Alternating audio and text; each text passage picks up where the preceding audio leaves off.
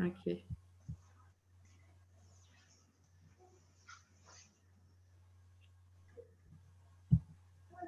Bonsoir à tous. Je vois que 22 personnes ont déjà terminé de regarder le film. Rebonsoir. Donc, je vais vous demander à tous, comme tout à l'heure, de fermer votre micro. C'est en bas à gauche si vous utilisez un ordinateur. Et si vous avez des questions, vous pouvez les écrire dans le chat. Où il y a écrit converser.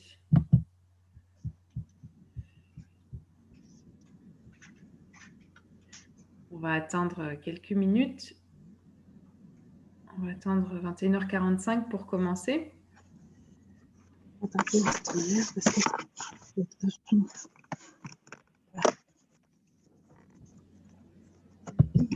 Je vais remettre les questions.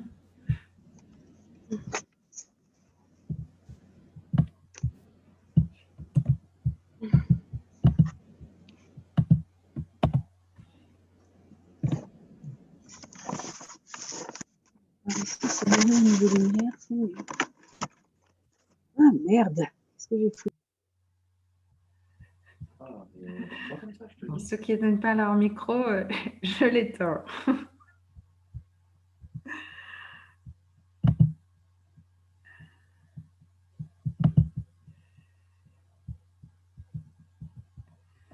Donc, je vous ai mis dans le chat quelques questions pour vous inspirer.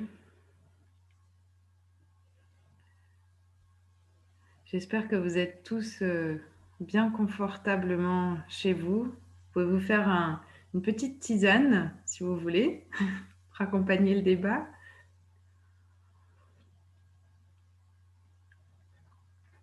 Et j'espère que le film vous a plu.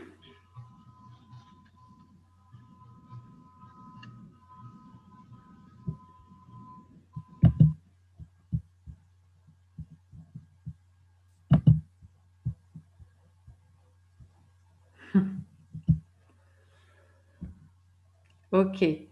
Alors, vous pouvez écrire dans le chat si vous avez des questions. Et je vois que Huawei P200 a été étonné par l'expérience des abeilles.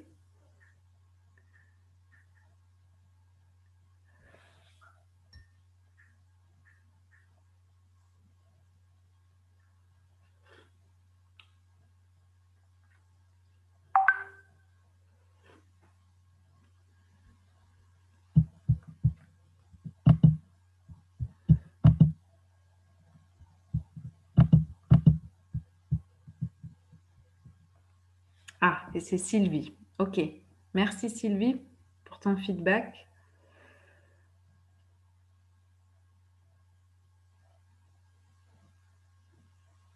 Alors, on ne parle pas beaucoup de la gestion des émotions. Ils en ont parlé un petit peu, mais on peut peut-être en parler avec nos intervenants, parce que j'imagine que c'est quelque chose qu'ils doivent gérer au quotidien avec les enfants. Donc, je vous invite à poser vos questions par rapport à la gestion des émotions, si vous voulez.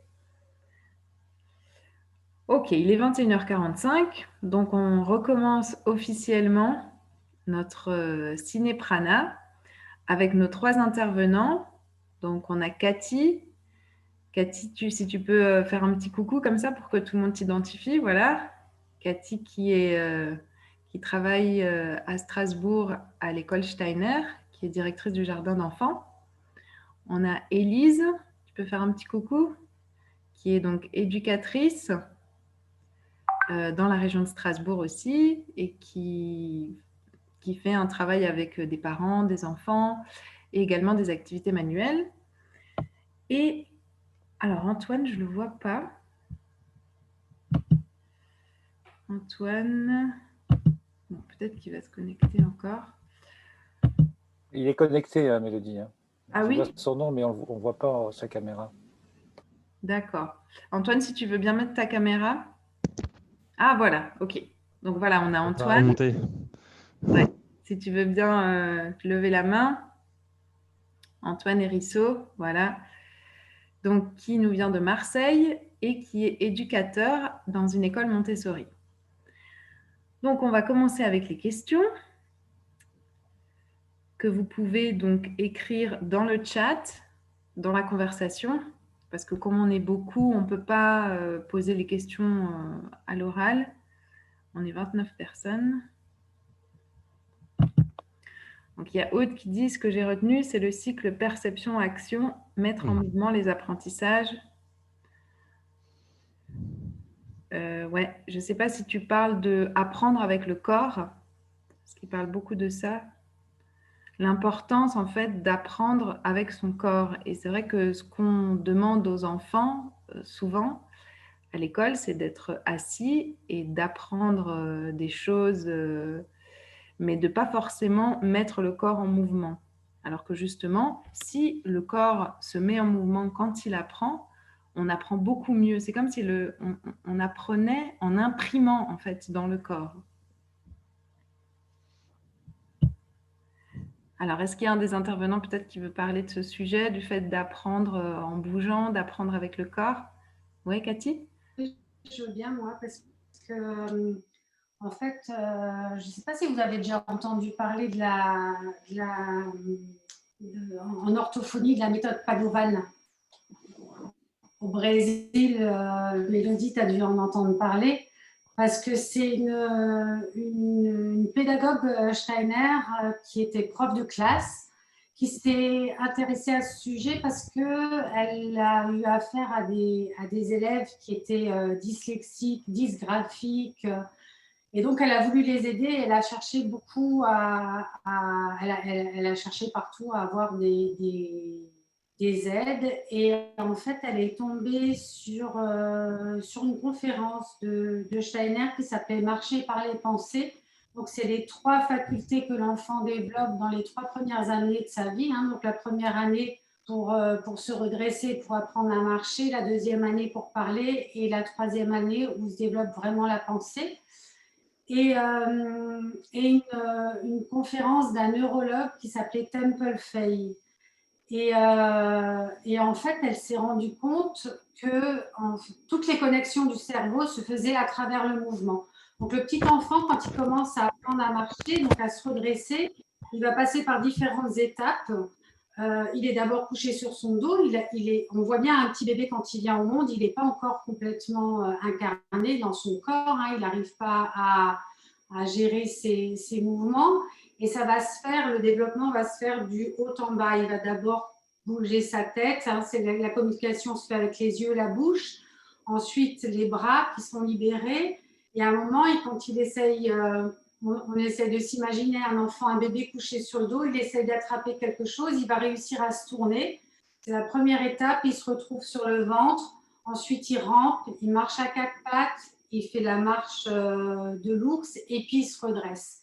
Et en fait, dans cette méthode Padovan, pour aider ses enfants, il repasse par toutes les étapes de développement. Et c'est comme ça qu'il recrée en fait toutes les connexions au niveau du cerveau. Et c'est très intéressant parce qu'ils ont vraiment de super résultats. De même qu'avec les personnes qui sont atteintes d'Alzheimer ou des personnes qui ont fait des AVC, en fait, en repassant par ces étapes de développement, ils arrivent à nouveau à créer des connexions avec le cerveau. Et c'est vraiment très, très intéressant. Donc, c'est fondamental, effectivement, de pouvoir faire toutes ces expériences dans le mouvement. Et c'est un non-sens de demander aux élèves de rester assis toute une journée et de s'adresser à eux uniquement de façon cognitive. Mais ça, c'est le gros problème pour moi, l'enfant, c'est pas un adulte en miniature. Il y a vraiment ces étapes de développement qu'il faut respecter. D'accord. Merci. Alors moi, j'ai un autre exemple à donner par rapport à ça. C'est un exemple de neuroplasticité. C'est l'exemple de Bakirita. C'est dans les années 50 aux États-Unis. C'est un monsieur qui a eu justement un AVC et bon, les médecins ont dit voilà, il n'aura plus que quelques semaines à vivre, il sera hémiplégique à vie de toute façon. Et en fait, son fils a refusé de voir que son père allait mourir. Et il a décidé, avec un ami, de créer toutes sortes d'objets et de réapprendre à son père, qui avait déjà, je pense, 50-60 ans, réapprendre à son père à marcher dans le jardin. Et pendant 1 an, il lui a réappris à marcher, à ramper, à marcher. Et au bout d'1 an, il savait à nouveau jouer du piano et donner des cours à la fac. Donc, c'est un formidable exemple de neuroplasticité et ça illustre bien ce que Cathy veut dire. Donc, pas seulement pour les enfants, mais ça fonctionne aussi pour les adultes. Et ensuite, ils ont fait il est mort une dizaine d'années plus tard. Ils ont fait autopsier son cerveau et sa moelle épinière et ils se sont rendus compte qu'il n'y avait plus que 3% des connexions entre la moelle épinière et le cerveau. Donc, à partir de 3% de ces connexions, il a pu recréer absolument tout le système.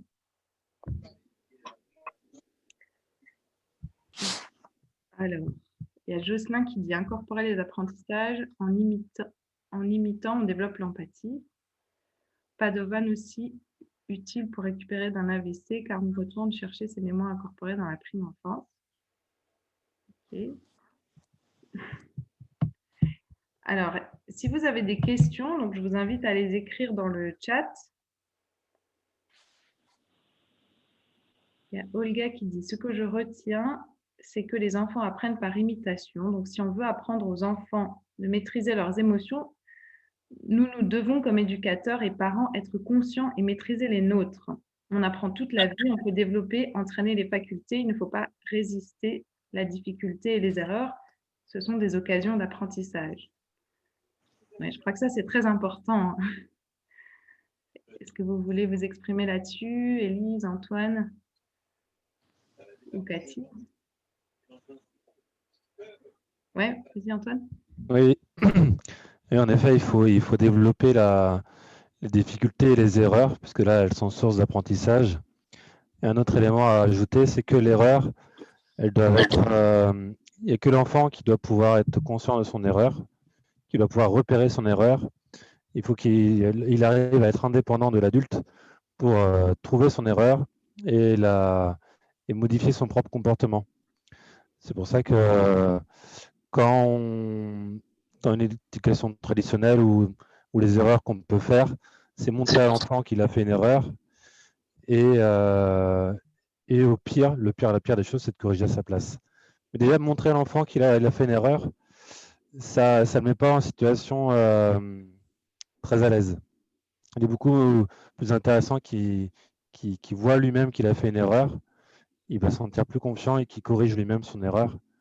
C'est pour ça que moi, comme je suis éducateur Montessori, je vais plus vous parler de ce qu'a fait Montessori, mais c'est certainement valable dans d'autres choses.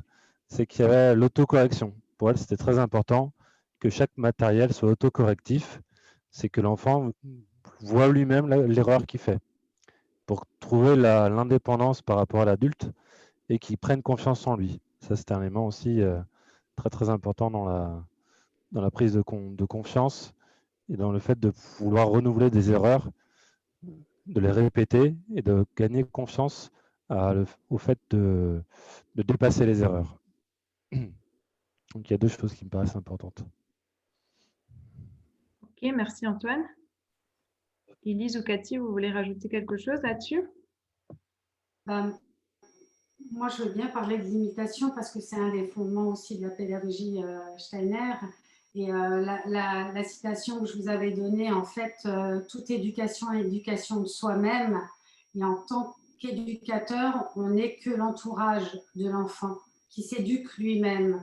Donc, finalement, ce qu'on a à faire en tant qu'éducateur, c'est être, entre guillemets, le plus imitable possible. Et ce n'est pas une mince affaire, en fait, quand on est en contact avec des enfants, parce que c'est développer une patience bienveillante, le calme, la chaleur. Et l'enfant, dans cette ambiance, en fait, nous, on est responsable de la qualité de l'ambiance, finalement, qu'on va proposer aux enfants, en lui donnant un cadre sécurisant, suffisamment sécurisant, pour qu'il puisse faire ses expériences. Et c'est à travers ces expériences sensorimotrices qui va développer des facultés.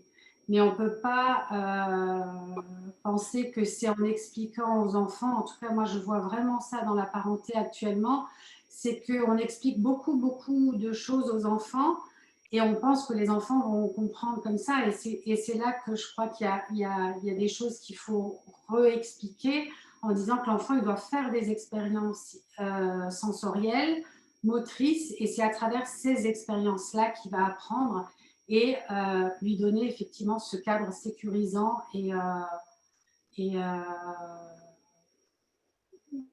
ouais, confiant aussi, pour qu'il puisse développer ses compétences, ses facultés. Ok. Alors, on a une question de Valentine qui nous dit: qu'en est-il de la réceptivité d'enfants souffrant de TDAH lorsqu'on les forme à la méthode de pleine conscience? L'enseignement doit-il être adapté en conséquence? Est-ce que vous voulez répondre? Qui veut répondre?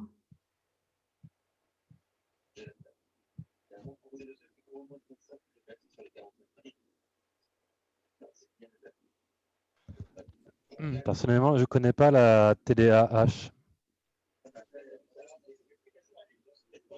Je me permets d'intervenir. Vous dites Hyperactivité, le d'accord. TDAH? Oui, c'est ça. Trouble de l'attention avec ou sans hyperactivité. Ok. Oui, Cathy? Ouais, je veux bien répondre à cette question. En tout cas, moi, je travaille avec des petits-enfants, donc au jardin d'enfants, on accueille des enfants de 2 à 6 ans.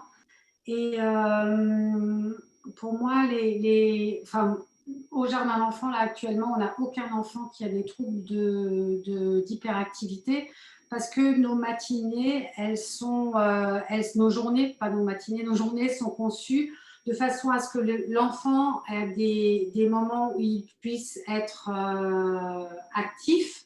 Donc le jeu libre, où il va pouvoir bouger, il va pouvoir créer, imaginer plein de choses, on lui donne plein de matériel à disposition. Et après, il y a des moments plus dirigés avec des jeux, des comptines, des jeux de doigts, des histoires où l'enfant va être plus concentré. Donc le fait de permettre à l'enfant d'avoir des moments où il est actif et plus tranquille, concentré, ça permet aussi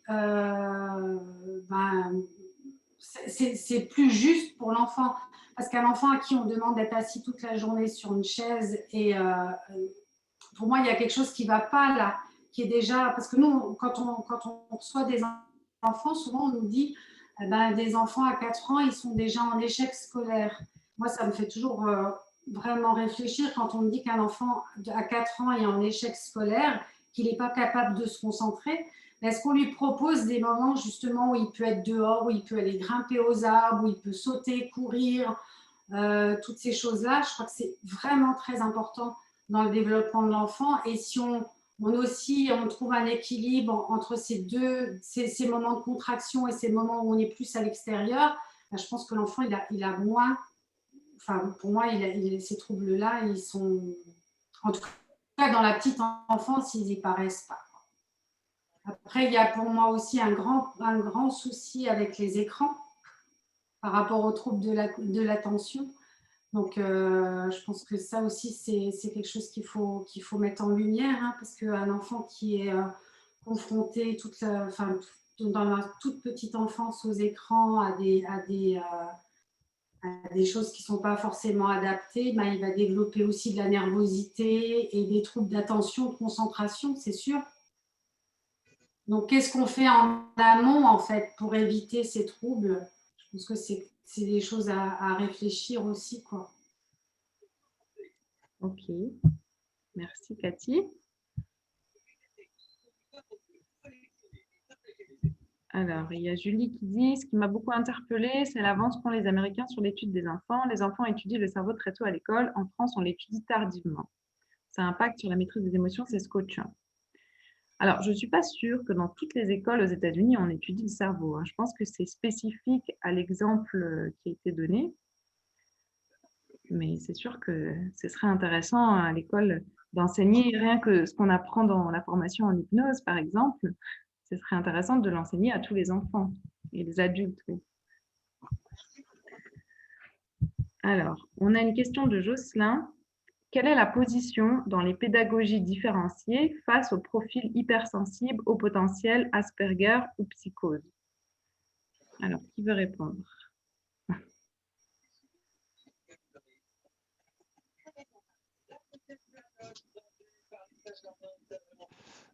Moi, personnellement, je n'ai pas vraiment compris la question. Il faudra préciser ce que c'est les pédagogies différenciées. Jocelyn, peut-être tu veux ouvrir Ouais.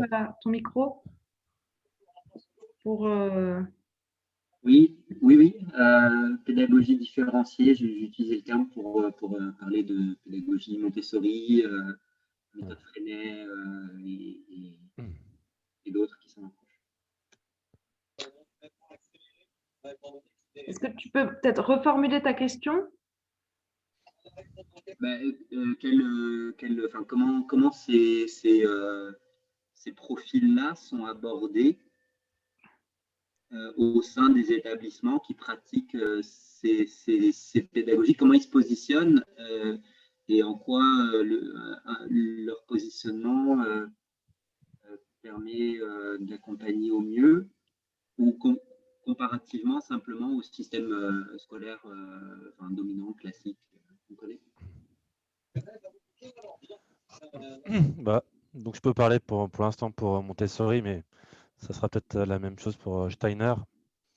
C'est que par rapport à des cas particuliers, il y aura une adaptation possible suivant le cas, mais dans le centre de la pédagogie, c'est toujours la concentration, l'attention, comme on l'a vu dans le reportage, qui va nous permettre de mieux maîtriser nos émotions.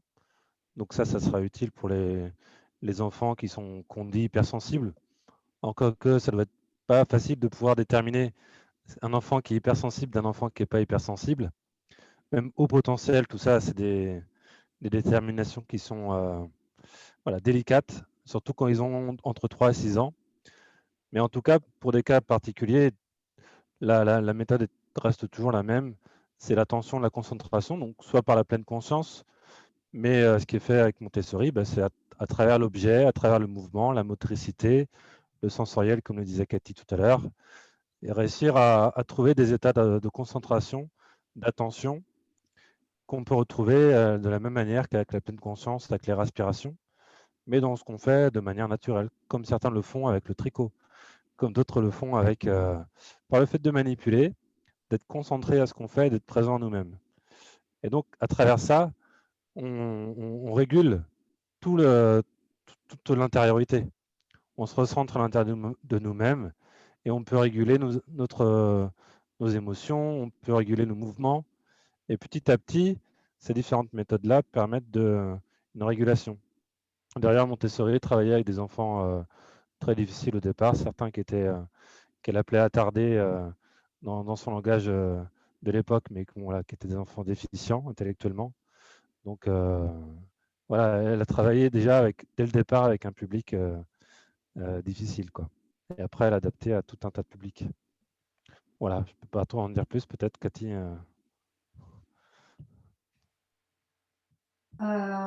Pour moi, ce qui est important et fondamental, c'est déjà le lien avec les familles pour essayer de comprendre, parce que souvent, on dit, voilà, cet enfant, c'est un enfant haut potentiel. Et qu'est-ce que ça veut dire vraiment, quoi. Donc déjà, d'avoir un lien avec la famille pour essayer de comprendre la cause de ces choses-là, ça, c'est fondamental. Et dans nos pédagogies, je crois que c'est vraiment une des bases. C'est que le parent a tout à fait sa place et donc d'avoir des entretiens réguliers. Après, il y a nous, on est pédagogues et puis il y a des médecins scolaires qui nous suivent et qui nous accompagnent pour des diagnostics. Et ce qu'il faut savoir aussi, c'est que la pédagogie Steiner, c'est une pédagogie qui s'adresse au corps, à l'âme et à l'esprit, donc la volonté, le sentiment et la pensée. Et donc, souvent, les enfants qui sont haut potentiel, c'est des enfants qui sont très, très avancés de façon cognitive, mais au niveau du sentiment, émotionnellement, c'est très difficile. Et souvent aussi au niveau de la volonté, c'est très difficile. Donc, comme c'est une pédagogie qui essaie d'équilibrer ces trois pôles, on va pouvoir, oui, voilà, on va jouer sur cet équilibre, en fait, à développer plus une chose qui est, par exemple, au niveau émotionnel, au niveau sentiment, au niveau social. Souvent, ce sont des enfants qui ont des grandes difficultés sociales. Donc, on va faire des choses, des jeux collectifs. On va essayer d'équilibrer, en fait, nous, en tant que pédagogue. C'est comme ça, pour moi, qu'on essaie d'accompagner au plus juste. Dans le haut potentiel, pardon, je reprends la parole. Je vois qu'il y a déjà des questions, Sylvie, Gabriela, mais juste pour terminer là-dessus. Dans le haut potentiel, il y a haut potentiel, il y a différents hauts potentiels, mais il y a aussi le haut potentiel intellectuel, effectivement, mais aussi le haut potentiel émotionnel. Vous parliez des trois niveaux à équilibrer. Donc, il peut y avoir aussi, pardon, c'était quoi les trois niveaux? C'était intellectuel, émotionnel et sensitif, c'est ça? Oui, voilà, c'est au niveau de la volonté, hein, le corps qui a engagé la volonté. C'est ça, mais le haut potentiel peut être haut potentiel dans un des trois domaines, pas forcément que l'intellectuel. Et dans quelle mesure vous êtes formé pour détecter ces profils? Alors justement, on travaille avec un médecin scolaire et on travaille vraiment main dans la main par rapport à ça. Parce que nous, on fait part de nos observations. Quand on a un enfant, on fait un portrait d'enfant et on regarde à tous les niveaux, en fait. Et on fait part de ce portrait au médecin scolaire qui, lui, va détecter et va nous diriger aussi vers des partenariats et pour accompagner au mieux ces enfants. En tant que pédagogue, on peut bien sûr faire des choses, mais ces enfants-là ont besoin d'un suivi particulier. Et ça se fait à l'extérieur de nos structures, mais en lien. Merci. Ok. Élise, si tu veux t'exprimer aussi par rapport à ces sujets, n'hésite pas. Oui, alors du coup, je rejoins un peu Cathy. C'est vrai qu'en tant qu'éducateur de jeunes enfants, en fait, on n'est vraiment pas là pour diagnostiquer quoi que ce soit, mais bien effectivement donner des faits de ce qu'on a observé. Alors là, je parle plutôt en tant que maman. Moi, j'ai une de mes filles qui a été diagnostiquée à 5 ans hypersensible sensorielle. Donc, c'est une petite fille qui est hypersensible à la lumière, qui n'aime pas les bruits, qui a un manque de confiance en elle extrême. Et donc là, elle est scolarisée en milieu traditionnel, hein, dans une école publique. Et c'est vrai que pour le coup, ça dépend vraiment de l'instituteur sur lequel elle est tombée. Donc sa moyenne section a été très compliquée parce que l'instituteur pensait qu'elle faisait des caprices, entre guillemets. Et là, ça se passe un petit peu mieux. Donc c'est vrai que malheureusement, dans le système scolaire traditionnel, je trouve qu'il y a vraiment un grand manque de formation par rapport à ça et que ça dépend vraiment de la sensibilité en fait de l'instituteur. Et je sais que Adèle, c'est le nom de ma deuxième, a vécu des grands moments de frayeur et de solitude par rapport à son hypersensibilité. Et c'est ce que je trouvais très important de la part de Cathy quand elle explique qu'il faut vraiment travailler avec les parents. Parce qu'en tant que parent, en fait, des fois, on peut se sentir seul face à cette institution-là, quoi. Donc, mais moi, en tant qu'éduc de jeunes enfants, dans les structures, j'ai jamais, il y avait peut-être effectivement des enfants avec des profils un peu atypiques, mais j'ai jamais vraiment travaillé avec un enfant qui a été diagnostiqué hypersensible, par exemple. Ok. Merci, Élise. On va passer à la question suivante de Sylvie. Qu'est-ce qui différencie l'école Montessori de l'école Steiner?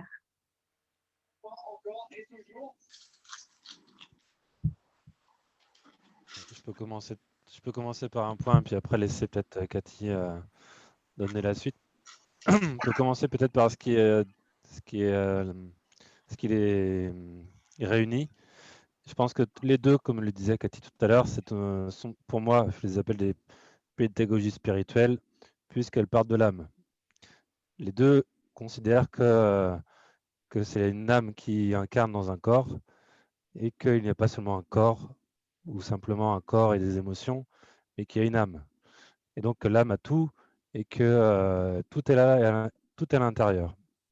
Donc c'est cette âme qu'il faut rechercher à développer, comme le jardinier qui cherche à faire pousser une graine, l'idée de faire développer. Donc ça, c'est ce qui différencie déjà je dirais une pédagogie spirituelle, une pédagogie matérialiste, où la pédagogie matérialiste, c'est l'idée qu'il y a un enfant, il faut le remplir de connaissances parce qu'il n'y a rien à l'intérieur. Donc ça, c'est les premières nuances. Après, ce qui a différencié Steiner de Montessori, je connais peut-être pas assez Steiner pour pouvoir en parler. Je peux parler pour Montessori dans l'idée principale qui est la concentration. Donc justement, que l'enfant se reconnecte à son âme et qu'à partir de là, il développe son potentiel. Donc c'est en fait à travers tout le matériel qui est proposé dans Montessori que beaucoup de gens connaissent, le plus important, c'est pas le matériel, c'est pas s'il arrive à faire le matériel ou pas, c'est comment il le fait et s'il développe une intention et de la concentration de la même manière que nous dans la vie, quand on sert notre tasse de thé le matin, est-ce qu'on est attentif ou concentré à verser notre tasse de thé ou est-ce qu'on ne l'est pas du tout et est-ce qu'on est déjà dans notre travail ou ailleurs, quoi. Donc c'est ça qui est important. Et son idée principale aussi, c'est que quand l'enfant se connecte à son intériorité, alors il s'individualise et les enfants individualisés permettent de se connecter à l'autre. Donc un enfant connecté à son âme va connecter à l'âme de l'autre et créer du coup une entité sociale élevée. C'est-à-dire une vraie entité où il y a moins de conflits. On se connecte par le haut quelque part. Donc ça, c'est préalable pour arriver à une société. C'est pour ça que pour elle, c'était une arme pour la paix. Voilà, c'était un peu la... Bon, après, je laisse parler Cathy sur peut-être Steiner.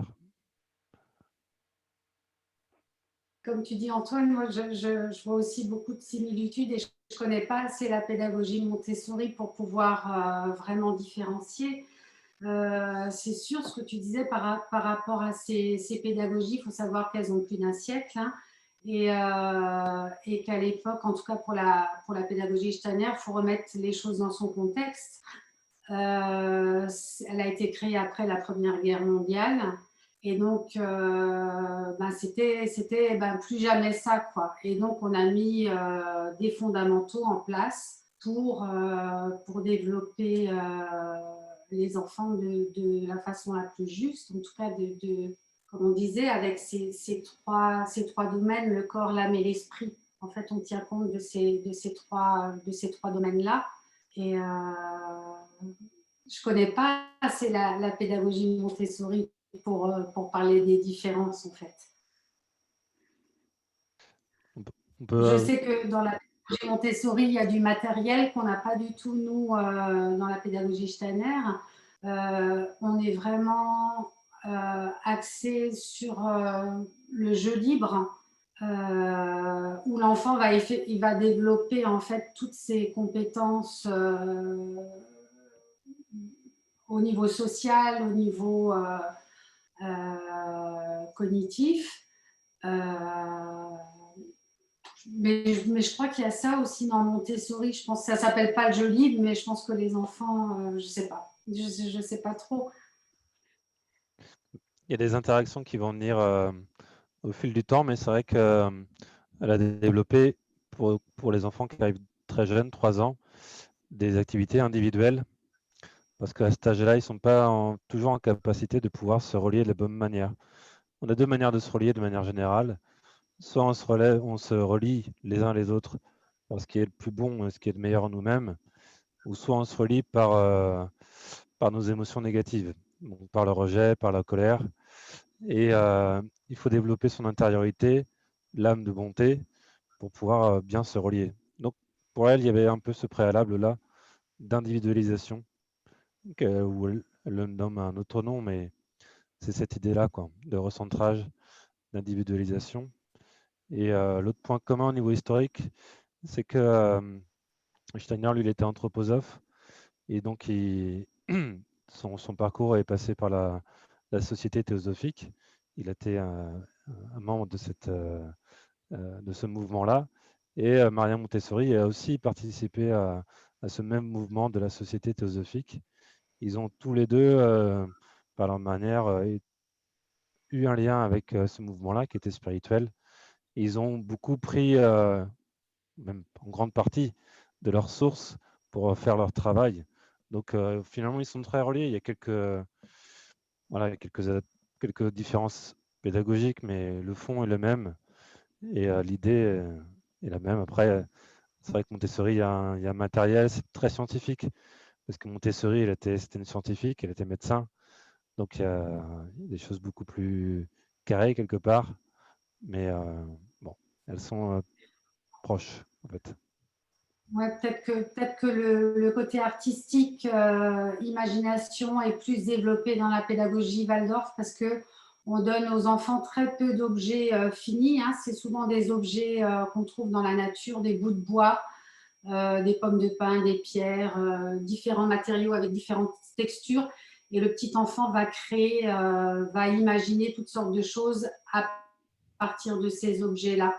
Donc, ouais, Ouais. c'est Elle peut-être. est là, elle est là la différence. Ouais. Une des différences, elle est là, où c'est Montessori le considérait plutôt que l'enfant parte des choses concrètes, visibles, pour après développer l'imagination, mais il n'y en a pas forcément un qui est mieux que l'autre. Hein. C'est deux approches différentes.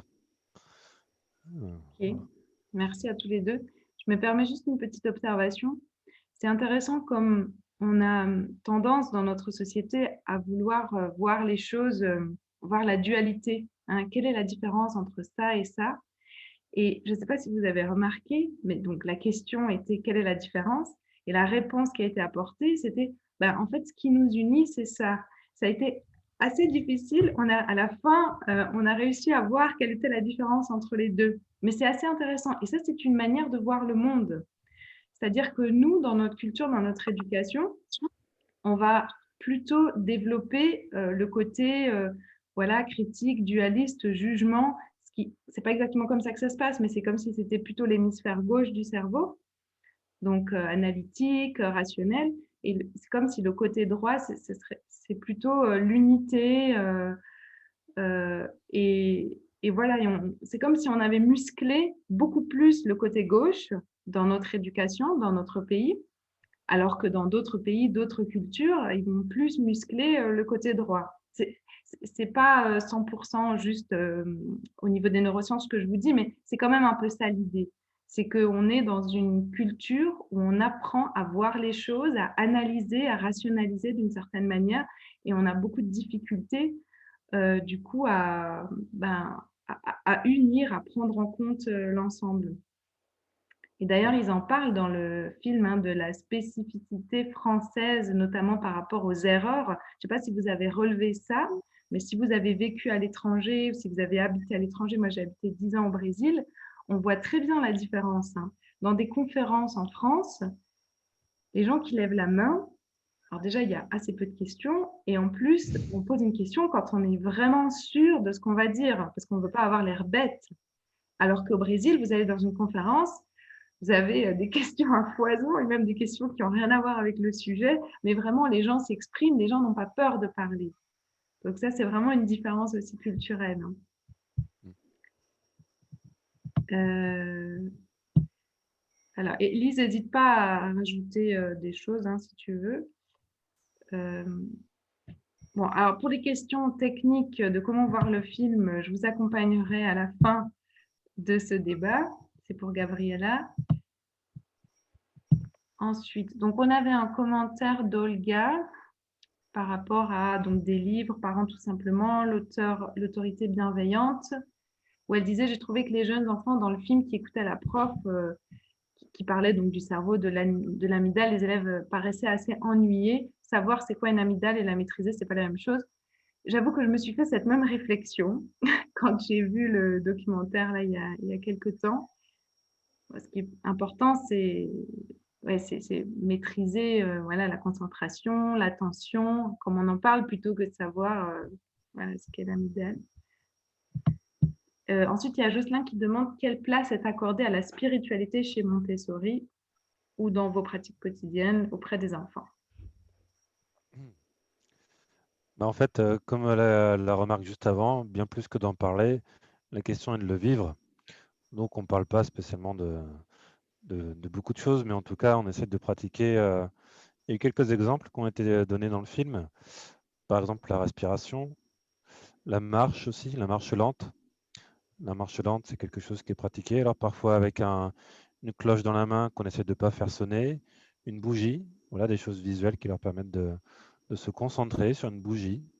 Voilà, dans certaines écoles traditionnelles, on utilisait parfois l'encens pour se concentrer. Donc voilà, ici, ça peut être la bougie. Tout le travail, en fait, est amené pour la concentration. Et quand on parle de concentration, c'est se ramener à son centre. Et le centre de l'individu, c'est l'âme.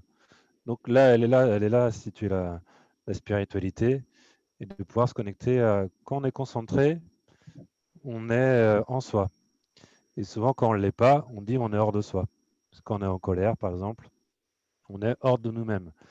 Et donc, voilà la grande différence, c'est de réussir à ne pas être hors de nous-mêmes, mais être en nous-mêmes. Et ça, c'est voilà, c'est une pratique du quotidien. Et donc, en effet, pour le parent, ça a été dit aussi dans le film, bah, le plus compliqué, c'est de donner toujours l'exemple, de réussir à ne pas être hors de soi, malgré toutes les complexités comment dire, d'un groupe d'enfants qui a ses rythmes. Alors, un qui va être en colère, un qui va être triste, ça peut partir dans tous les sens. Et l'éducateur, dans tout ça, il doit réussir à garder son centre et comme c'était très bien dit aussi, garder sa chaleur. Et ce qu'a dit Cathy aussi, c'est préserver cette ambiance, une ambiance bienveillante et chaleureuse, et pour que justement l'enfant il puisse faire cette expérience-là lui-même, d'être concentré. C'est très beau quand on peut l'observer, parce que voilà, on sent dans le regard de l'enfant qu'il est présent lui-même. Voilà. Ok, merci. Ouais, Elise, vas-y. Allez, ouvre ton micro. Dans les crèches maintenant, ce qui se pratique beaucoup, c'est de mettre dans un coin ce qu'on appelle un espace doux. Donc, vous aurez de la lumière tamisée, vous aurez un espace assez confortable où les enfants peuvent s'allonger, se coucher, il y a des coussins, de la musique douce. Enfin, c'est vraiment un espace pour qu'ils puissent souffler, justement, dans les grandes crèches où vous voyez qui sont 20 enfants par groupe. Et quand le temps et l'équipe est suffisamment nombreux, c'est vrai que très souvent, la professionnelle peut prendre ou l'enfant qui a besoin justement de se retrouver, de se ressourcer, de quitter un petit peu cette collectivité pour s'apaiser et se retrouver. C'est souvent des jolis moments. Et c'est vrai qu'après ces moments-là, on sent l'enfant beaucoup plus léger et prêt justement à retourner au sein du groupe.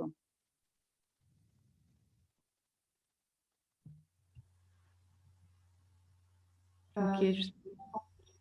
Peut-être je peux rajouter quelque chose par rapport à cette histoire de spiritualité. Bien sûr, il n'y a rien qui est expliqué aux enfants, mais c'est cette façon de se relier, en fait, qu'on a tous, et se relier d'abord à soi-même pour pouvoir se relier aux autres et puis à son environnement.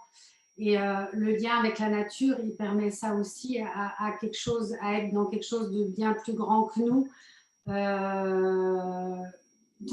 connecté au vivant, en fait. Et ça aussi, c'est quelque chose de très important. Et on le voit bien chez les enfants, ils cherchent cette connexion-là avec le vivant. Quand on a à charge un groupe de tout petits d'enfants de 2 ans, c'est vraiment intéressant parce que l'âge du c'est à moi, c'est à moi, c'est à moi. En fait, qu'est-ce qu'ils cherchent ? Ils cherchent, on pourrait avoir 20 objets pareils, ils voudraient quand même l'objet de leur petit ami parce que le petit ami le met en mouvement, cet objet lui donne vie. Et en fait, c'est cette connexion-là que recherche l'enfant. Et pour moi, ça a à voir aussi avec la spiritualité, tout ça. Ok, merci beaucoup. On a Julie qui réagit par rapport à ce qui vient d'être dit, là, le coin doux. Donc, elle dit que dans la crèche où elle travaille, Babylou, ils ont aussi un coin émotion, un coin doux avec des coussins, des livres. Il y a encore Julie, oui, qui demande si on a des livres à conseiller pour j'imagine que c'est éducatrice de jeunes enfants, ou pour lire personnellement.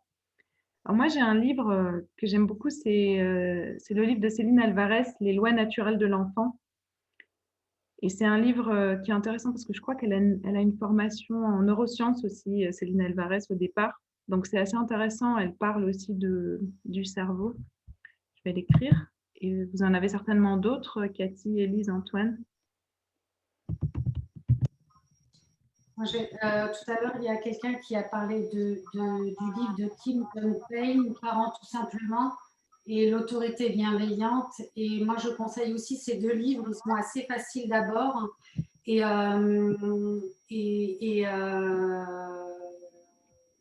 Kim John Payne, c'est un pédagogue qui a longtemps travaillé en pédagogie d'urgence dans des pays en guerre. Et il a travaillé avec des enfants qui étaient traumatisés, avec des grandes difficultés. Et quand il est revenu aux États-Unis, il s'est rendu compte que même aux États-Unis, les enfants avaient les mêmes problématiques. Et en fait, il s'est rendu compte finalement que c'était basé sur des trop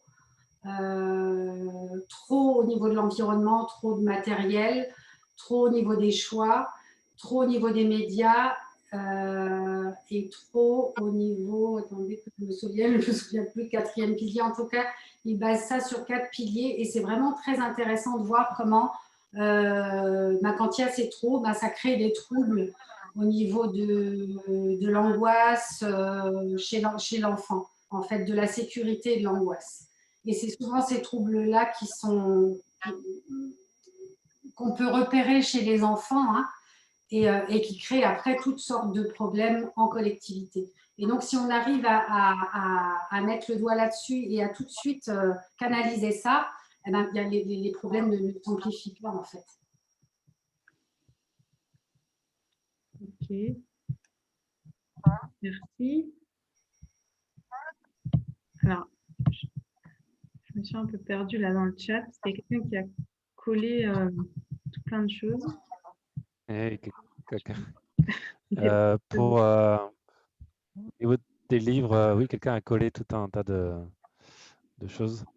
Des livres, il y a Pour une enfance heureuse de Catherine Guéguin, qui est aussi médecin et donc, qui est très bien fait. Et puis Montessori qui a écrit L'enfant aussi, qui est très accessible, qui est un des premiers livres qu'elle a écrit et qui est très bien, qui est accessible à tous. Est-ce que vous pourriez écrire dans le chat, Cathy et Antoine, vos références, s'il vous plaît? Ouais. Ensuite, il y a Gabriela, si je reprends chronologiquement. Alors, j'imagine que Gabriela doit être brésilienne, non? Parce qu'elle dit une différence culturelle et de système d'enseignement liée à votre exemple, c'est aussi dans le rôle des professeurs vis-à-vis des enfants ou des étudiants.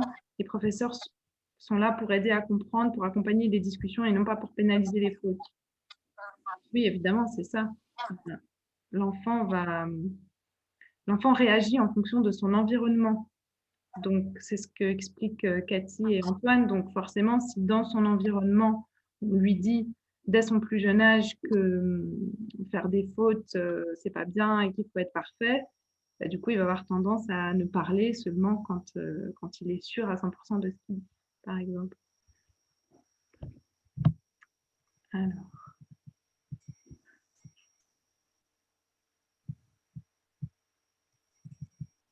Ok, alors j'ai l'impression qu'il n'y a pas d'autres questions. J'avais envie de rajouter quelque chose. Je ne sais pas si vous connaissez le outschooling, le fait de ne pas mettre ses enfants à l'école. Donc, c'est un mouvement qui existe un peu partout dans le monde. Donc, c'est des parents qui ne souhaitent pas, pour diverses raisons, scolariser leurs enfants. Et j'avais vu notamment un documentaire franco-brésilien là-dessus. Et j'avais trouvé assez frappant. Donc, il y avait plusieurs exemples de familles dans le monde entier. Et notamment, il y avait une maman anglaise qui avait 4 enfants. Et elle expliquait qu'en fait, son premier enfant, je crois qu'il avait appris à lire à 2 ans ou 3 ans. Enfin, c'était vraiment très tôt. Peut-être que je me trompe, mais enfin, c'était très tôt. Il avait appris à lire tout seul, puisque ces enfants, en fait, qui ne vont pas à l'école, ils apprennent tout seuls les choses au moment où ils en ont besoin. Donc, voilà, son premier enfant avait appris à lire très tôt. Et en fait, le 4e, il avait 8 ou 10 ans et il ne savait toujours pas lire. Et là, elle commençait un peu à s'inquiéter. Elle se disait, bon, qu'est-ce qui se passe avec mon dernier? Et un beau jour, l'enfant voulait lire un livre qui était dans la bibliothèque qui parlait de je ne sais pas quel thème. Il avait très envie de lire ce bouquin et en fait, en une nuit, il a appris à lire. Et tout ça pour dire qu'en fait, les enfants apprennent à apprendre. Et apprendre à apprendre, j'imagine que c'est aussi ce que vous faites, Antoine et Cathy, hein, avec les élèves. Mais quelqu'un qui sait apprendre, en fait, il va savoir apprendre n'importe quoi. Donc, c'est des enfants qui ne vont pas à l'école, mais si ils veulent devenir avocats, ils vont être obligés de passer l'examen du barreau. Bah, ils vont être capables, parce qu'ils ont la motivation, d'apprendre très vite des contenus ou d'apprendre le contenu pour passer le bac en un an, par exemple. Chose que nous, on fait en 15 ans, quoi. Donc voilà, c'était juste pour rajouter ça. Un des secrets, c'est de développer l'émerveillement. Du coup, l'enfant apprend très vite au contact d'une personne qui développe l'humour, la joie et soi-même l'envie de découvrir et de rencontrer le monde, les autres. Mm. Il y a autre chose. On en revient toujours au même, en fait. C'est toujours ça, l'éducation de soi, en fait. Mm. Il y a autre chose aussi dans ce film qui m'avait marqué, c'est qu'il y avait notamment un jeune qui était compositeur. Je pense qu'il avait 18 ans, quelque chose comme ça. Il était déjà compositeur et puis il disait, imaginez, parce que l'objectif du outschooling, c'est que les enfants trouvent leur vocation et qu'ensuite ils se spécialisent dans leur vocation. Et il disait, imaginez si j'avais été dans une école classique. J'aurais commencé à jouer du piano à, je ne sais pas moi, 13 ans ou 15 ans. Donc, j'aurais été compositeur à 30 ans. Alors que là, j'ai commencé à jouer du piano quand j'avais 4 ans et je suis déjà compositeur. Donc, finalement, l'idée, c'est de trouver, que l'enfant trouve lui-même ce pourquoi il est fait, entre guillemets, et qui se spécialise là-dedans. Voilà, ça m'avait marqué aussi. Antoine, Élise, si vous voulez rajouter quelque chose.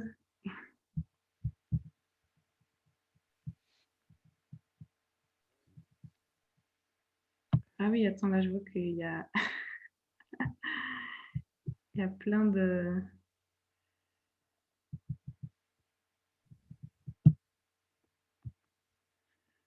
Ok, il y a Olga qui fait la pub pour une formation.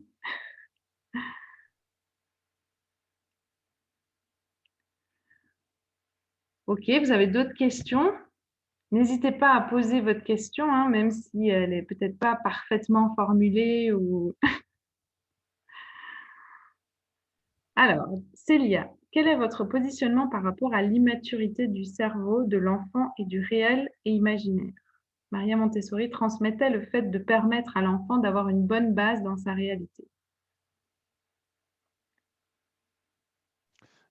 Ah oui, elle transmettait. Alors, j'ai plus la phrase qu'elle disait, mais de partir de la réalité. Oui, qu'un imaginaire qui ne part pas de la réalité, c'est de la fantaisie.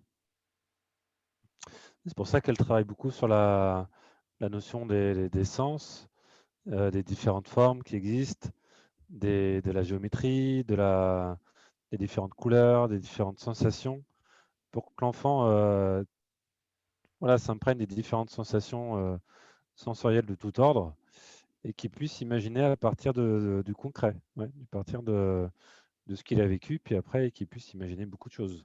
Donc les expériences sensorielles, c'était visuel, hein, les couleurs, les formes, sensitives aussi, ce qu'elle appelait le stéréognostic, la capacité de pouvoir savoir la forme qu'on tient dans les mains sans la voir. Donc c'est un autre sens qui ne fait pas partie des 5 habituels dont on parle souvent. Voilà, de développer tout ça et qu'à partir de ça, on peut imaginer des choses. Et que si on n'a pas bien ancré tout ça, finalement, on peut rapidement partir dans des fantaisies qui sont pas du tout ancrées dans le réel. Et ça structure pas du tout notre cerveau. Donc, ce que vous dites, c'est juste, oui. Voilà, partir du réel pour imaginer. Parce que imaginer, c'est inventer un autre réel possible. C'est pas mettre quelque chose d'irréel. Donc, il faut même partir du réel, quelque part. Et, et quand on regarde les petits-enfants, c'est assez intéressant parce que nous, au jardin d'enfants, on a des groupes d'âge mélangés, d'âge transversaux, donc de 3 à 6 ans. Et donc, les enfants de 3 ans n'ont pas besoin de jouer réel pour jouer. Ils peuvent jouer, ils prennent un morceau de bois, c'est un moment, un bateau, une voiture. En fait, ils en font de ce bout de bois ce dont ils ont besoin. Et l'enfant, quand il a 5-6 ans, il ne fait plus ça naturellement. Il a besoin du vrai jouet. Il arrête de prendre des bouts de bois comme ça. Il demande vraiment les vrais jouets. Donc, de par eux-mêmes, les enfants demandent à avoir des choses réelles. Oui, Élise. En crèche, c'est ce qu'on essaye on est de proposer, disons, aux enfants un peu de différentes choses, justement, plutôt que des jouets. C'est vrai qu'on aime bien sortir une caisse avec des vrais sacs à main, des vraies clés, des vrais téléphones, parce qu'un tout petit sera plus attiré par ça, en fait, la vraie télécommande, plutôt que la télécommande en jouet. C'est beaucoup plus intéressant, la vraie. Et clairement, les histoires qui se racontent au départ, c'est des histoires qu'ils ont vécues. Combien de fois on a vu un tout petit revenir de chez le pédiatre, et ben, il va aller chercher la peluche, il va aller chercher un sparadrap, il va venir chez nous, il va nous dire bobo. Donc voilà, c'est clairement les premières histoires qui se racontent. Combien de faux cafés on a bu, parce que je fais comme maman, je fais comme papa, et je cherche la théière, et je cherche la petite tasse, et oui, et je fais exactement ce que j'ai vu, ce que j'ai pu observer. On parlait d'imitation tout à l'heure, mais c'est exactement ça.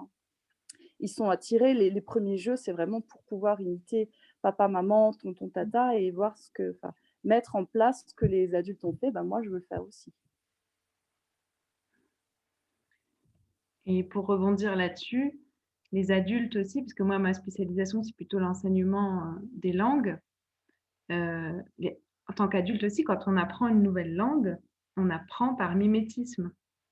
On va apprendre, je ne sais pas si vous vous souvenez vos cours d'anglais, la manière dont la prof parlait ou les vidéos que vous regardez sur Internet, vous allez imiter. Alors, il y a aussi une spécificité française par rapport à ça, c'est qu'en France, on va justement avoir honte de prendre vraiment l'accent du pays. Mais je crois que partout dans le monde, c'est ce qu'on fait, en fait, on va imiter. Ce qui est intéressant, justement, c'est de voir un petit peu, d'observer comment les enfants, après moi, une année, j'ai eu 9 enfants étrangers dans mon groupe sur 12. Donc, c'était quand j'ai appris ça, je me suis dit, oh là là, ça va être compliqué, les parents ne parlent pas la langue, les enfants non plus. Et en fait, il n'y a absolument pas de souci par rapport à ça. C'est vraiment le langage corporel, en fait, que comprennent les enfants. C'est pour ça que c'est important d'être en phase entre ce qu'on fait et ce qu'on dit. Et ce qui était vraiment intéressant aussi, c'était de voir à quel point les enfants arrivaient à chanter et à répéter les comptines. En fait, tout ce qui avait un rythme, ça rentrait bien plus facilement. Les enfants apprenaient à chanter sans comprendre, en fait. Et c'est comme ça qu'ils se sont liés à la langue. Et c'est vraiment très intéressant de voir ça, quoi. Ok, merci Cathy. Alors, il y a Delphine qui nous demande, les enfants qui ont grandi aux côtés de ce type de pédagogie, donc j'imagine que tu te réfères à la pédagogie Steiner, Montessori, traversent-ils les bouleversements de l'adolescence d'une autre manière? Le cerveau se modifie encore beaucoup pendant l'adolescence. 3 petits points. Essayez d'être spécifique dans vos questions, parce que quand vous mettez 3 petits points, en fait, on ne sait pas ce que vous voulez dire. On peut imaginer plein de choses. C'est important d'être spécifique pour qu'on puisse bien vous répondre. Plus votre question sera formulée, meilleure sera, plus adaptée sera la réponse. Alors, les adolescents. Déjà, alors bon, Cathy, elle a des petits, hein, elle a dit 2-6 ans, hein, c'est ça? Antoine, ils ont quel âge tes élèves? 3-6 ans aussi. Ah, d'accord. Ok. Est-ce que vous pouvez répondre par rapport aux adolescents? Ouais, moi je veux bien témoigner parce que c'est difficile de faire une généralité par rapport aux adolescents. Moi je suis maman de 4 enfants et mes 4 enfants n'ont pas du tout passé la même adolescence en fait. Ça dépend de l'enfant aussi, de avec quoi il vient. Hein. C'est pas, on parle d'individualité et là on s'en rend compte. En tout cas, dans la pédagogie Steiner par rapport aux adolescents, il y a un accompagnement spécifique. Par exemple, à l'âge de 15 ans, en fait, à partir de la quatrième, troisième, je crois que c'est l'âge des écoles normales, les enfants sont amenés à quitter un petit peu le cocon familial pour aller découvrir le monde. Donc, c'est le moment où ils sont en crise. Et donc, ça leur fait beaucoup de bien d'aller voir un petit peu ailleurs comment ça se passe. Donc, ça se passe sous forme de stage. Donc, en 9e classe, ils font un stage de 3 semaines, un stage agricole. En 10e classe, ils font un stage industriel. En 11e classe, ils font un stage social. Non, attendez, j'en ai oublié un. Agricole, artisanal, industriel et social. Donc, c'est des moments où ils vont rencontrer le monde, ils vont rencontrer d'autres personnes. Et je crois que ça leur fait beaucoup de bien à ce moment-là de ne pas être complètement focalisé sur soi-même, d'aller découvrir. Et en tout cas, moi, je l'ai vécu avec mes enfants. Et après, ils font un échange aussi en 10e classe. Ils partent dans une école Waldorf, dans un pays étranger, dans une famille. Mes enfants sont partis pendant 4 mois à l'âge de 17 ans. Et après, nous, on accueille aussi le correspondant. Et je vous assure que quand ils reviennent, eh ben, ils ont développé tellement de compétences et tellement au niveau social et au niveau de leur capacité à faire les choses qu'ils en reviennent grandis. Et la crise d'adolescence, finalement, elle est assez facile à amener. En même temps, moi, je ne suis pas professeure dans les grandes classes. C'est sûr que les professeurs dans les grandes classes, ils pourraient vous en parler mieux. Moi, je vous parle en tant que maman d'adolescents. Je trouve que cet accompagnement-là, il est vraiment très chouette, en fait.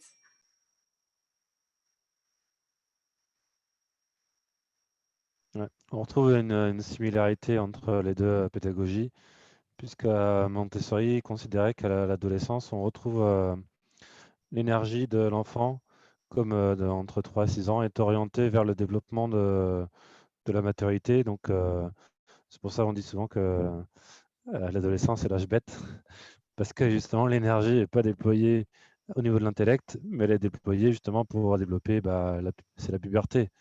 Donc, la croissance qui augmente d'un seul coup. Et donc, c'est pour ça que les enfants, ils ne sont pas, là encore une fois, encore moins faits pour être assis derrière une chaise. Donc, ils ont besoin de bouger, par exemple, stage agricole, les choses comme ça. Et c'est ce que disait aussi Montessori, c'est qu'à ces âges-là, il faut qu'ils puissent développer leur capacité physique à travers le travail de la terre, avec un travail en groupe, et pour se détacher un peu de le côté intellect, parce qu'entre 12 et 15 ans, c'est pas du tout l'âge adapté. Et s'ils ont bien vécu cette période-là, qui est une crise, voilà, qui est leur période, ils sont capables de revenir plus aisément à une phase intellectuelle pour à 17 ans, 16-17 ans, pour le côté lycée. Et du coup, le lycée est aussi mieux vécu. Alors, on a peu d'expérience parce que les écoles, il n'y a pas beaucoup d'écoles qui ont développé jusqu'à cet âge-là, plus aux États-Unis, en France très peu.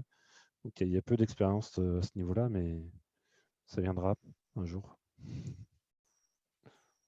C'est des âges où les transformations corporelles, elles sont énormes. Il y a toute la sexualité qui se développe, il y a toutes ces choses-là qui créent vraiment des mal-être chez les jeunes. Et donc ça, c'est important de l'avoir en conscience. Ok, alors il y a un petit débat autour des questions de l'imaginaire. Il y a une question de Tabitha Alors, j'ai pas compris cette question, je ne sais pas si vous la comprenez. L'habitude de voir les enfants comme non collaboratifs est en lien avec une attitude des adultes à sous-estimer les enfants. Si vous comprenez la question, vous pouvez y répondre. Sinon, reformulez votre question, s'il vous plaît, Tabitha.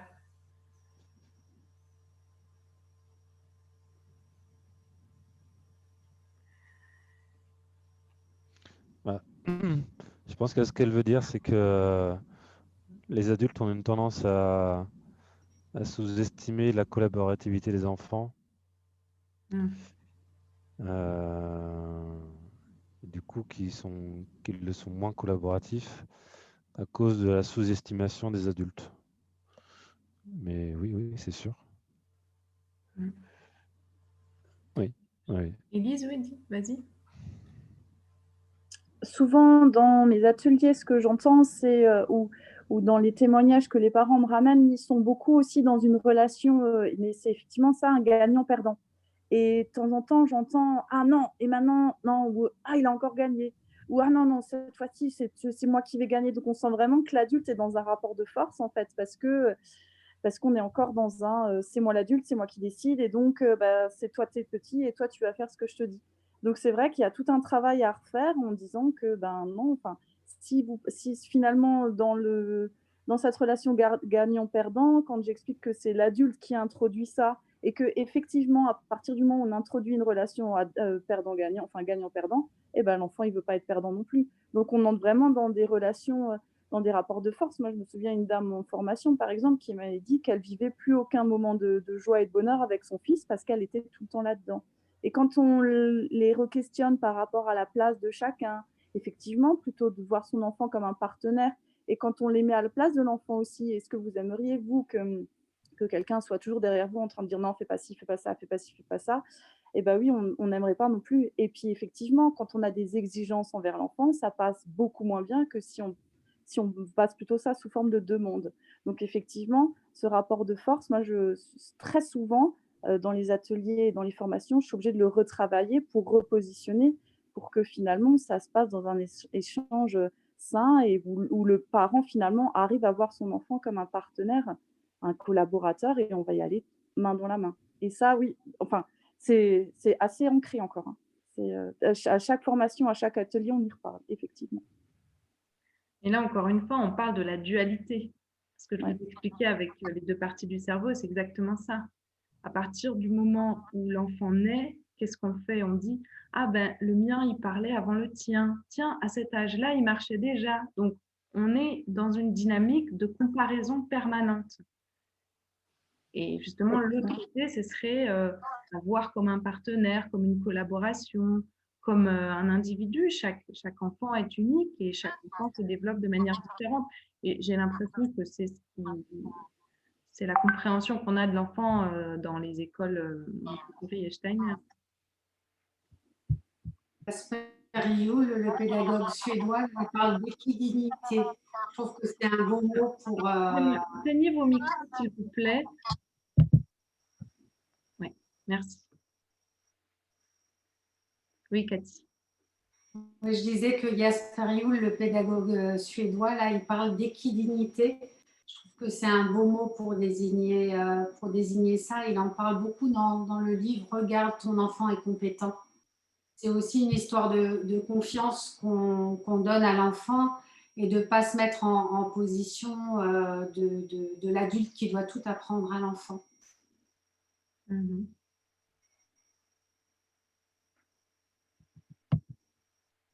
Oui, vas-y, Élise.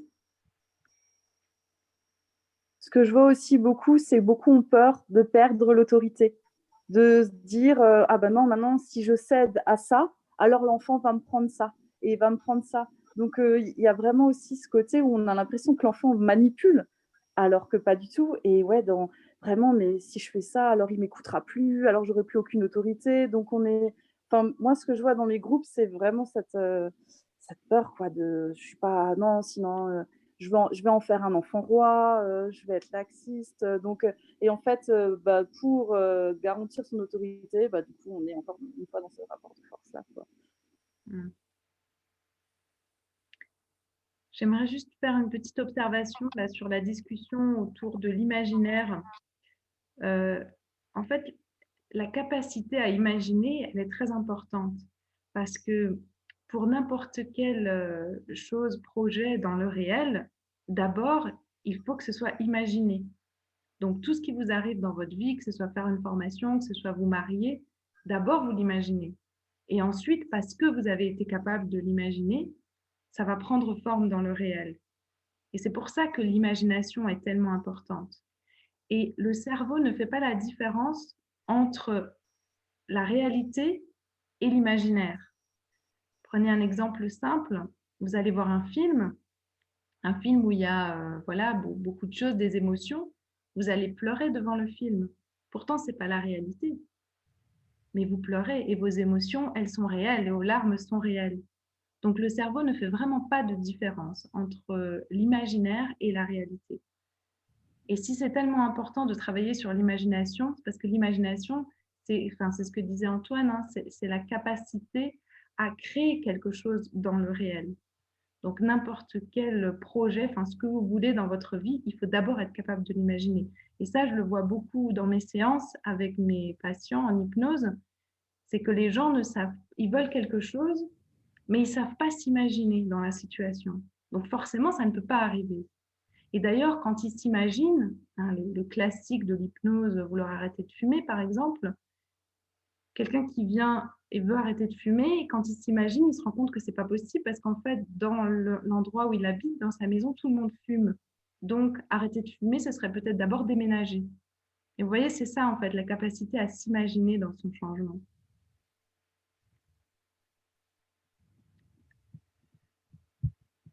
Ok, est-ce que vous avez d'autres questions? Parler pour que les enfants écoutent et écouter pour que les enfants parlent. Okay. Est-ce que je peux me permettre, du coup, je suis Célia Bonneville, c'est moi qui ai lancé le débat sur l'imaginaire et la réalité. Très intéressant d'ailleurs ces échanges. Moi, je me questionnais sur comment, dans le milieu ordinaire, on abordait l'imaginaire avec l'enfant. Parce que j'avais l'impression que finalement, on mettait très vite les enfants dans leur imaginaire. D'ailleurs, peut-être même qu'on leur apprend que la souris est verte par la chanson, alors même de savoir que dans la vraie vie, la souris est grise. Et j'en passe, hein, il y a plein de choses. On utilise aussi beaucoup les animaux dans les livres pour apprendre les moments du quotidien. Et du coup, avec ces nouvelles études en neurosciences, on s'aperçoit que l'amygdale fonctionne très fortement et que le cerveau supérieur, du coup, a du mal à relativiser tout ça. Et je me questionnais, du coup, trop d'imaginaire, surtout en utilisant l'image du loup, qui peut faire peur, mais il reste quand même dans un livre. Mais à leur âge, en crèche, par exemple, avant 3 ans, ça peut être un peu tôt d'absorber les enfants dans l'imaginaire sans avoir quand même créé une bonne base du réel pour qu'ils puissent faire des allers-retours réels-imaginaires sans cristalliser certaines choses qui pourraient être angoissantes dans le quotidien.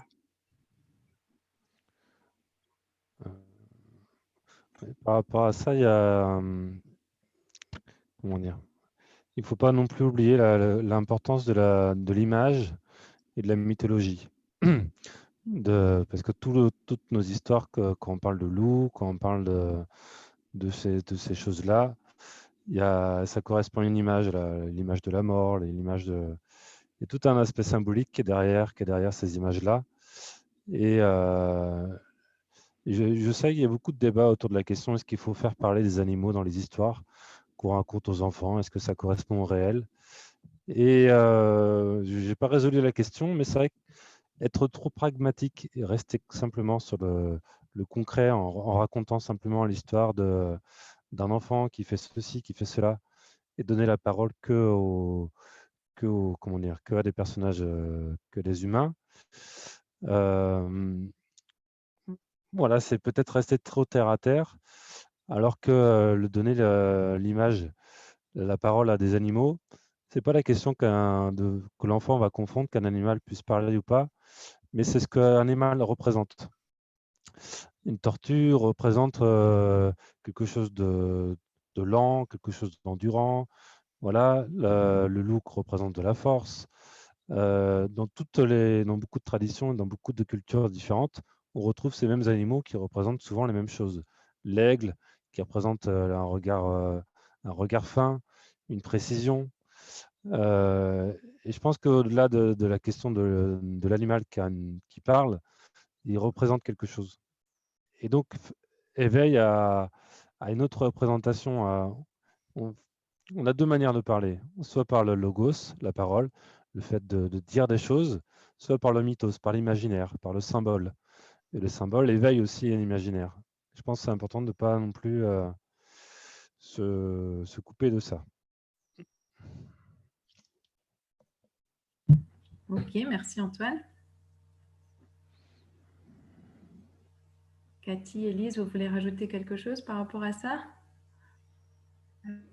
Alors, chez nous, dans la pédagogie Steiner, les contes sont amenés à l'enfant uniquement à l'âge de l'école, pas du tout à l'âge du jardin d'enfants. Tous les contes de Grimm, Perrault, tout ça, c'est l'âge, c'est 7 ans déjà. Okay. Et Élise?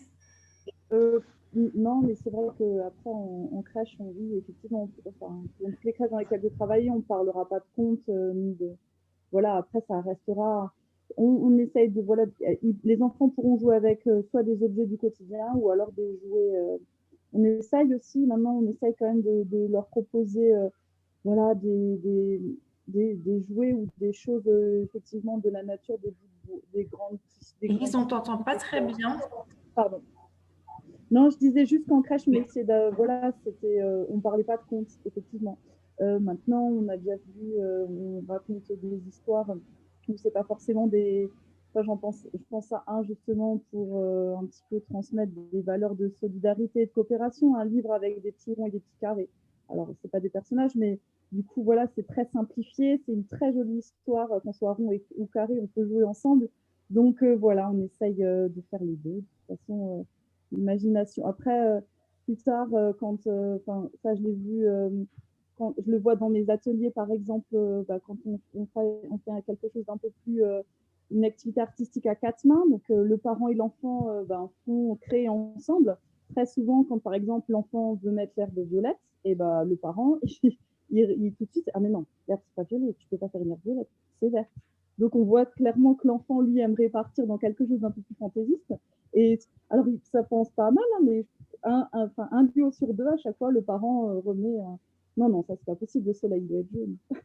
Donc c'est rigolo de voir finalement la vision de l'adulte et la vision de l'enfant. Et quelquefois, l'enfant, c'est lui qui a le dernier mot, et puis quelquefois, c'est l'adulte. Donc c'est très intéressant de pouvoir les observer, leur manière de fonctionner.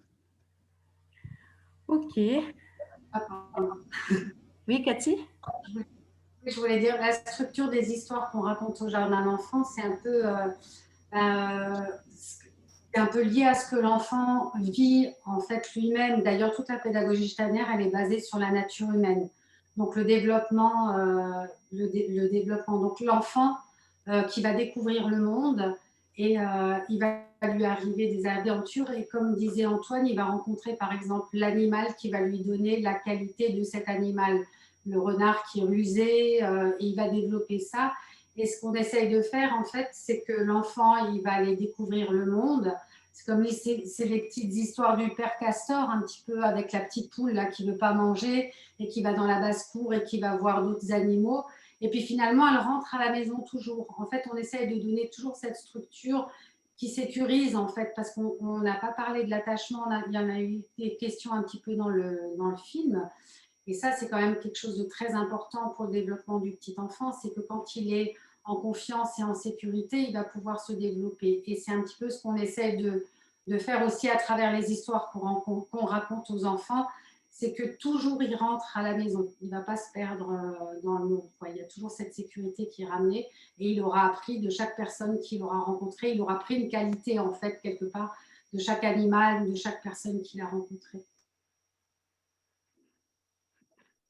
Ok. Ben, merci beaucoup. Il est 23 h, je pense qu'on va s'arrêter là. Merci à chacun pour vos questions.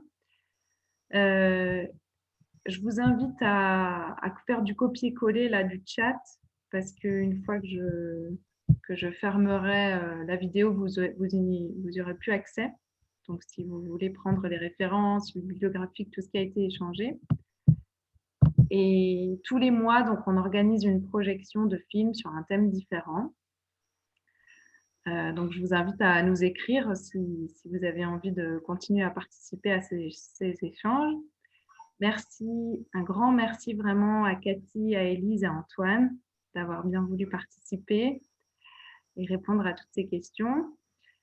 Et si vous avez envie de continuer sur ce thème-là, demain, je vais donner un atelier sur comment donner vie à ces projets et surtout comprendre le mécanisme de la prise de décision dans l'inconscient. Donc, écrivez-moi si ça vous intéresse. C'est demain à 18h30. Ça dure 1 heure et ça coûte 10 €. Voilà, vous pouvez écrire aller sur notre site internet centreprana.fr, enfin Centre Prana Strasbourg. Est-ce que vous voulez rajouter quelque chose pour terminer? Cathy, Élise, Antoine? Moi, je tenais à vous remercier tous, c'était intéressant.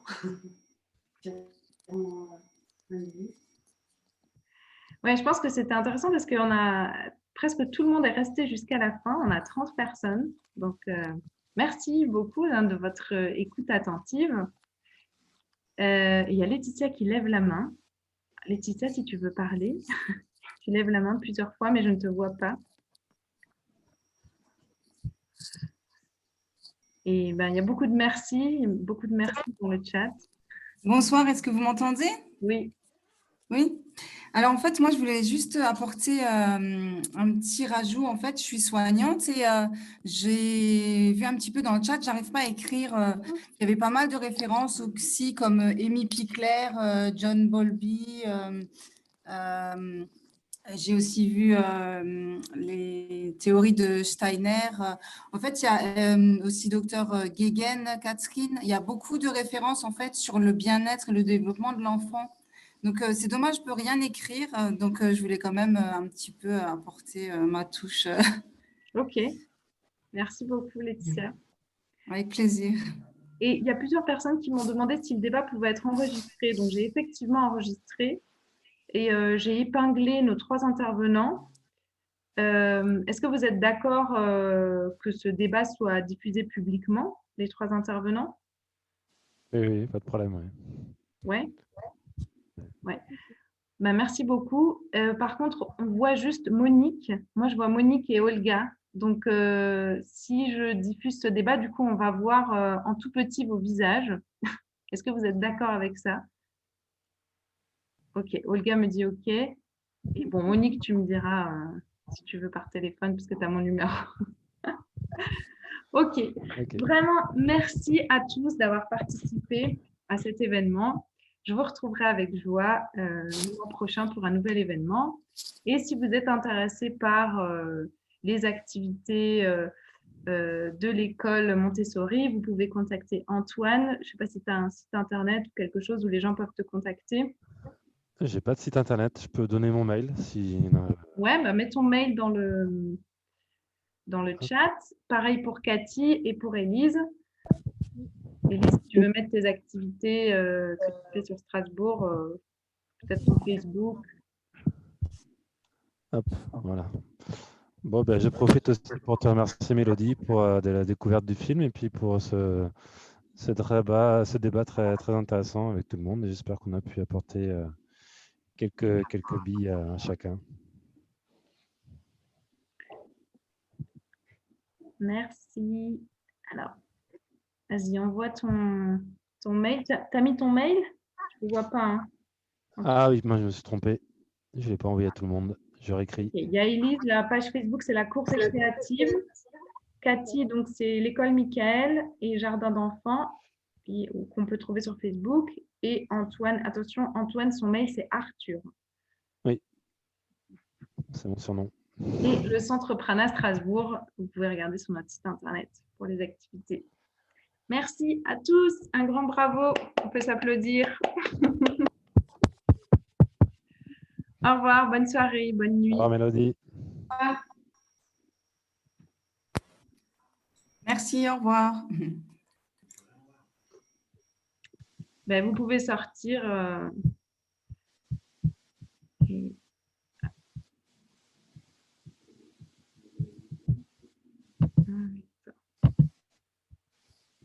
Ouais, tout le monde se déconnecte.